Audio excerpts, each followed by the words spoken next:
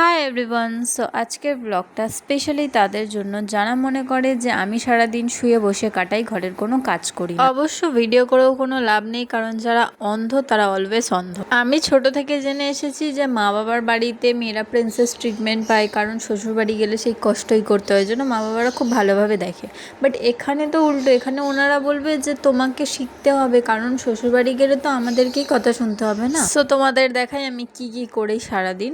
সকালবেলা আমি গেলাম, বাজার করে আনলাম, এবার হচ্ছে আমি রান্না করব। আর আমি না ভাই রান্না করবো, গ্যাসটা নোংরা পড়ে থাকবে, আমার ওগুলো একদম পছন্দ না। আমি রান্না করবো তো ভাই রান্নাঘর আমি পরিষ্কার করব, তার আগেও পরিষ্কার করবো, পরেও পরিষ্কার করবো, কারণ আমার ভাই ক্লিন চাই। আর এই পরিষ্কার করার হ্যাবিটটা, এটা কিন্তু আমার বাড়ি থেকে কেউ শেখায়নি, এটা আমার নিজ শিক্ষা, আমি নিজে শিখেছি। সো কেউ আমার বাড়ির লোককে ক্রেডিট দেবে না প্লিজ। আর আমি যখন কাজ করি না তখন দেখতে খুব মজা লাগে। আর আমি যদি 1 মিনিটের জন্য শুয়েছি, তখন এদের চোখে মনে কেউ লঙ্কা গুঁড়ো ছিটা দেয়, এদের গা পেতে এত জ্বলে ওঠে। আর একটা আমি জিনিস দেখেছি, বেশিরভাগ লোকের আমার লাইফে খুব ইন্টারেস্ট, ও কী করছে না করছে, ও কার সাথে মিশছে না মিশছে। আমি বুঝি না ভাই কেন, ওই ইন্টারেস্টের জন্য আমি এদের সাথে কথা বলা বন্ধ করে দিই। আর এটা ভাবে আমার ইগো অ্যাটিটিউড আছে। হ্যাঁ ভাই, ইগো আছে। আর আমি মনে করি প্রত্যেকটা মানুষেরই ইগো থাকাটা দরকার, কারণ কেউ আমার পার্সোনাল জিনিস নিয়ে টানবে, আমি তার সাথে গিয়ে পিরিত করবো, সেটা আমার দ্বারা হয় না ভাই।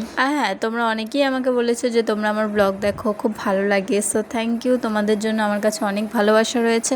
আর যারা আমাকে একদম অপছন্দ করে তাদের জন্য তো আছে একদম ঘৃণা।